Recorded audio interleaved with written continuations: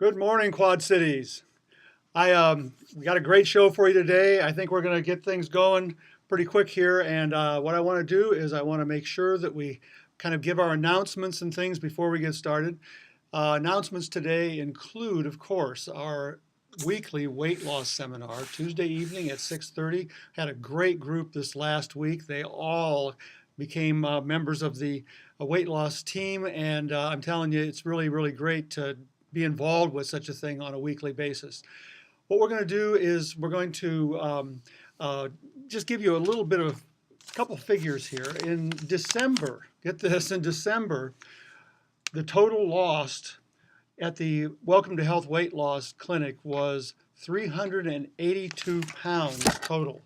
Now that's, actually a couple people actually, just disappeared off the face of the earth. That's all fat. We do not lose any muscle while we're on this weight loss protocol, and it works out really well. January figures were 363 pounds. Now you add that up, and you just keep adding, and that kind of makes the figure that we have. We kind of like postulated or extrapolated a figure from a lot of these things. Several years we kept every record we had on how many pounds we lost, and we came up to about 5 tons of fat had been lost at the Welcome to Health Center. Now it's, oh my gosh, I'm sure that it's into the 20 tons, 2,000 pounds a ton, and I'm telling you, and it's fat because we have the records. We know exactly what people are losing, what part of their body they're losing. They maintain the muscle, they lose the fat. Okay, so that's Tuesday evening at 6:30. You could be numbered with all of these people. You could actually see yourself shrinking away and feeling better, feeling great, as a matter of fact. And that's always the goal, is the health aspect of weight loss is what we're all about at the Welcome to Health Center. Okay, now, what are we going to talk about today? Well, last week we talked about vitamin K2, and specifically about vitamin K2-7. And we had some very interesting things to say about the cardiovascular and the bone health benefits of vitamin K2. In fact, we found out that it was discovered, vitamin K2 was discovered in a kind of a strange way. We already knew about K1. Actually, decades and decades ago, almost a century ago, I think it was, that K1 was discovered as the primary clotting factor. And people are always asking me, well, why is it K instead of C? We spell clotting with a C. Well, it was discovered in Germany. So when you spell something with a K sound in German, it's always a K sound, it's always a K. In any case, but K2 was not discovered, and the way they discovered it was kind of unique. What happened was they found out that in Japan, in eastern Japan, the citizens lived about 7 to 10 years longer than the citizens of western Japan. And not only that, the cardiovascular disease in eastern Japan, cardiovascular disease is one of the primary killers of humans. The cardiovascular disease was very, very low. The diabetes was extremely low. The athletic performance and the ability of the citizens to perform on those levels was much higher than in the West. And it was just kind of a total mystery. And of course, when you have that kind of thing going on in a country, anywhere in the world where the genetics are quite similar, you ask, what in the heck is going on here? Because this is just crazy. And it's incumbent that you find out why, because especially if you're in Eastern Japan, you want to know what in the heck are those people Western Japan, what in the heck are those people in the East doing? I want some of that. Because one of the things about living longer is that most people who live longer also are living healthier while they live. And to me, that's it. I mean, take me out anytime. When I'm gone, I'm going to be gone no matter when it is, whether it's in 2 seconds, so hopefully I'll be able to finish the program, or whether it's, 20 years. When I'm gone, right? But while I'm here, I want to live as healthfully as possible. I want to feel good. I want to have energy. I want to be doing significant things. I want to be making the world a better place. I mean, as Jordan Peterson, any of you people out here have been listening to Jordan Peterson says, what better do you have to do than make the world a better place? I mean, and you can work on small things in that respect. So make the world a better place. And that's kind of what I want to be doing with my life. Why not? I mean, I don't have anything better to do. So when it comes to this kind of thing, if you're going to live, you want to live healthfully. And the comparison of the two populations of Japan are just really a good illustration. The people who were living longer also had less diabetes, therefore they had less diabetic neuropathy, therefore they had less diabetic pain, therefore they were able to be more active with their family, they could work on their bucket list, et cetera, et cetera. They also had less cardiovascular disease, so they spent less time in the hospital, they were on fewer blood thinners, they could cut themselves without bleeding out, they could do all kinds of things that they were not able to do if they had been less healthy. Also, the K2, and we'll see more of this today, it actually enhances your energy performance and your oxygen utilization and your cardiac output, your heart output. And all of these things also add to your overall ability to function well in your life and do the kinds of things that you want to do with your life. And while you're at it, by the way, while you're doing all these things, don't just sit around. Actually make the world a better place. There's nothing better that you can do. I mean, get along better with your spouse, be more friendly with some of your acquaintances, try to help out with other people. With all this extra energy you're going to have as a result of vitamin K2, do something good with it, right? So, that's kind of how the whole thing came about. We found out that people were healthier.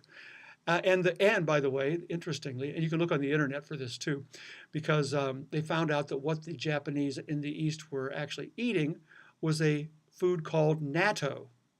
And what natto is, it's fermented soybeans. And there's kind of a backstory to that too. And we'll tell that story as soon as we have this particular break.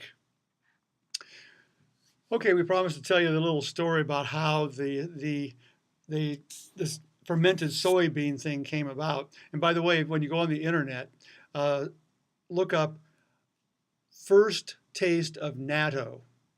And it's kind of interesting because there's a whole bunch of people out there who taste it for the first time, and the faces that they make are just absolutely unbelievable. So, if you wanted some entertainment, do that. It's not quite the same thing as watching cat videos, but it's kind of similar. Anyway, so what happened was the East and Western Japan were at war. Eastern Japan was so poor and had done poorly in the war that a lot of their soybeans rotted, or they fermented, as we'll say. And they had to eat it anyway because they were starving to death. And it turned out that after a while, they kind of got used to the taste and they kind of liked it. And not only that, they survived eating this fermented soy product, and they actually felt better. And as a consequence, it became a staple part of their diet. Everyone in Eastern Japan eats it. By the way, Western Japan still doesn't like it. But, they're starting to take supplements, K2-7 supplements, because it has such great benefits. Okay, anyway, so let's get into, we talked last week about how that K2 actually makes the matrix of your bones, the lattice work, the structure of the bone, sticky enough so that calcium can be laid into that matrix. And we won't go into detail because the detail is just way too fascinating. I'd get way off base. But it makes the calcium, these little calcium rocks, stick into the bone matrix, and it makes your bones strong, very strong. Okay? It prevents osteoporosis, basically. Osteoporosis means your bones are porous. They don't have enough calcium in them to be strong. And so the K2 actually makes the bones sticky.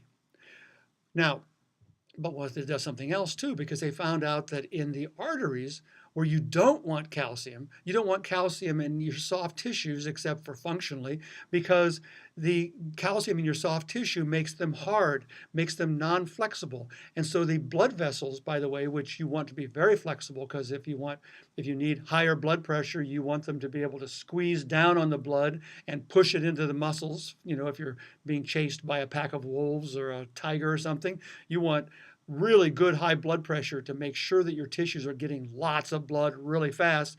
And so it squeezes down. But if you're just sitting around, you don't want high blood pressure. So you want your arteries to be able to relax and the hole to get bigger, right?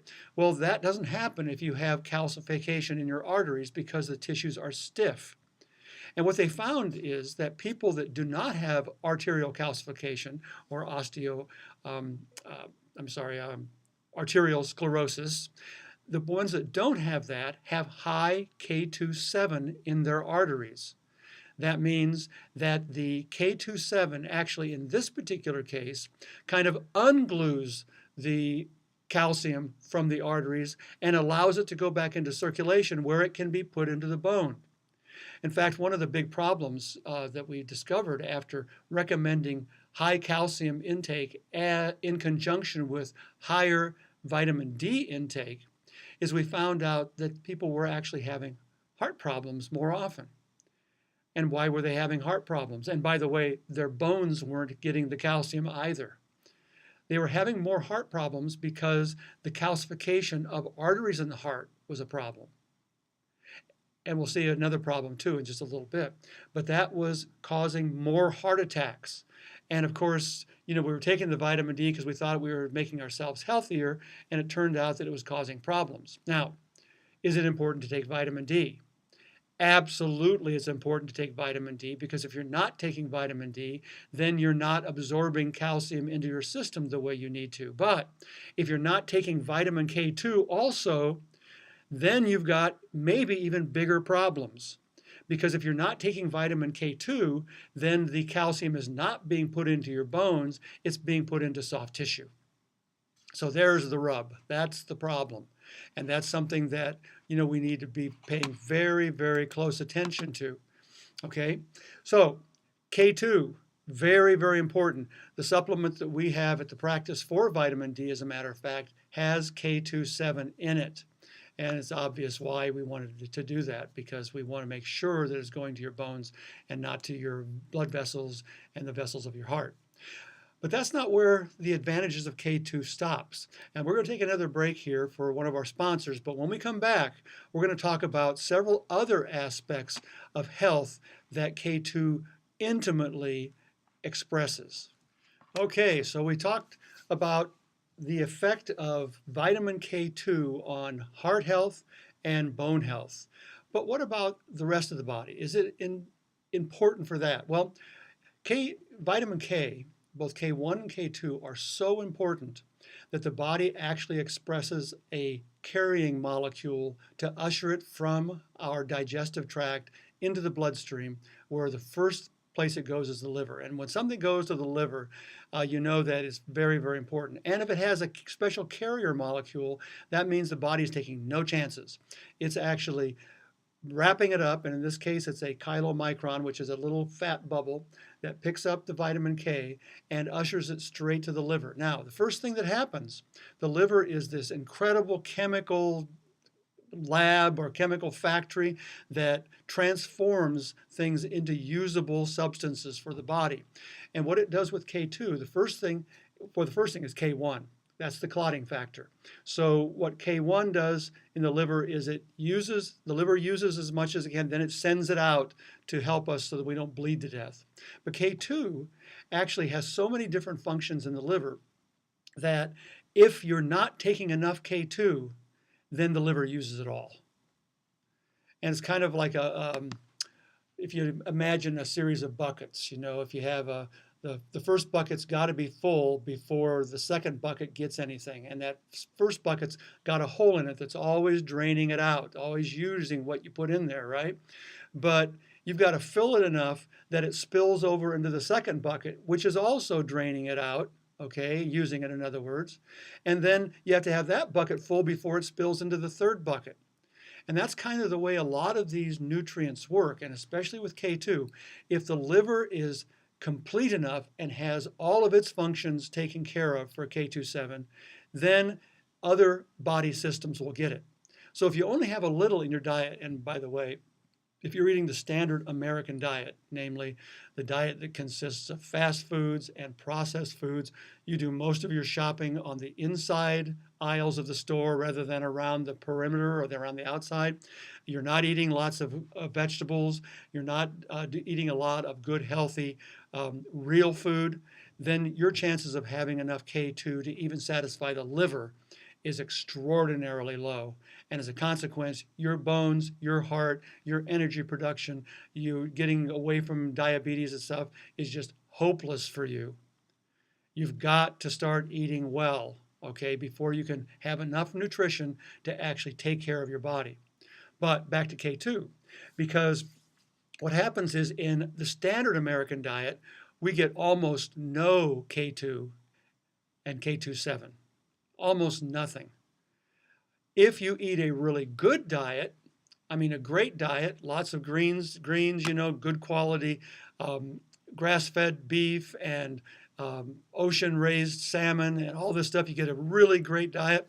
It's real clean. You're not eating a lot of toxins. You're not doing a lot of the Roundup Ready crops and things like that. And you're not eating the animals that are eating the Roundup Ready crops. You're doing all of this stuff right. You're going to get a substantially larger volume of K2. However, it still may not be enough. I mean, we contrasted the two Japanese populations. Western Japan eats a lot more K2 than we do in the United States, even when we're doing it right. But they still aren't beating the Eastern Japan that eats the natto, okay? So if you have a great diet, you're probably doing much, much better. However, in the West, we still don't get enough K2 to function optimally. Now let's talk about a couple things that K2 does that we didn't talk about. One of the main things, and this is central to everything that happens in health, is you want your mitochondria, the mighty mitochondria, to be functioning at optimal. Now, what is a mitochondria? Well, every cell in your body has 100 to 1,000 mitochondria in it. And these are very, very small little organelles in the cell. It's in the cell, surrounded by the cell membrane with all the other cellular equipment. And very little cell organelle that is responsible for producing a molecule called ATP, adenosine triphosphate. And ATP is the energy currency of the body.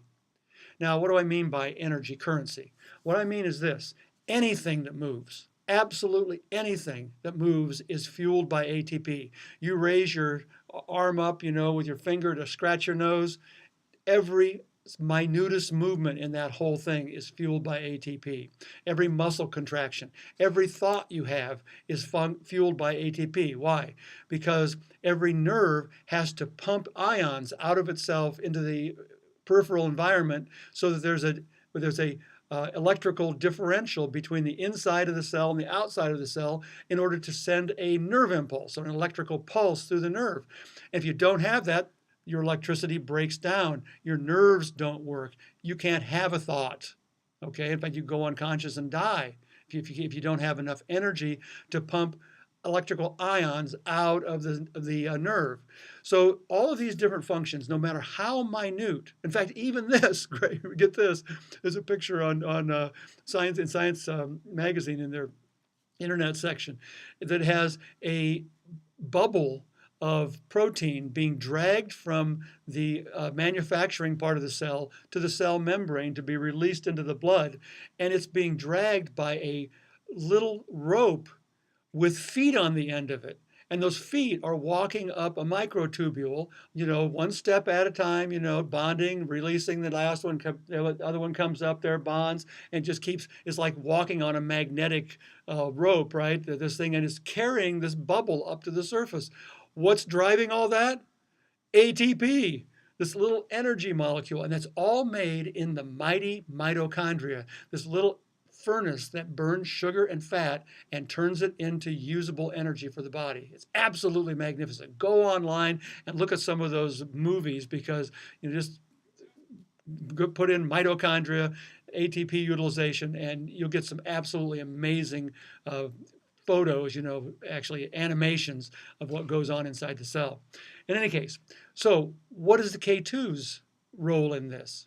Well, it turns out that K2 actually can be used in the energy production cycle. And it's actually used at the same place as coenzyme Q10. And many of you have heard of coenzyme Q10. That's a vitamin, the cofactor that actually is quite common. That's what you take if you are on statin medications and haven't been smart enough to get off of them yet. you're taking the coenzyme Q10 because statin medications actually deplete coenzyme Q10. So anyway, what happens is that you are replacing the coenzyme Q10, or actually using it alongside the K2 in the same energy cycle. And what happens is this: your ability to utilize oxygen goes up to the point where everything in the cell starts working better. Now let me just, one more thing before we start winding down here is this: that the difference between a 2-year-old's cell and an 80-year-old cell is principally the fact that the 2-year-old cell has a complete array of functional mitochondria. These little energy furnaces are all working really well. The 80-year-old cell looks almost identical, except that most of the mitochondria are broken. Most of the mitochondria are non-functional. It goes low enough, and all of a sudden you've got a cancer cell there, because the function of the mitochondria is to destroy cells that become cancerous. And if if they're already broken and enfeebled, etc., your chances of having cancer go way up. However, if you are taking adequate amounts of vitamin K, what happens is that those mitochondria work more efficiently, and there's actually research that says that you can actually increase the amount of mitochondria, or the number of mitochondria you have, the functional mitochondria.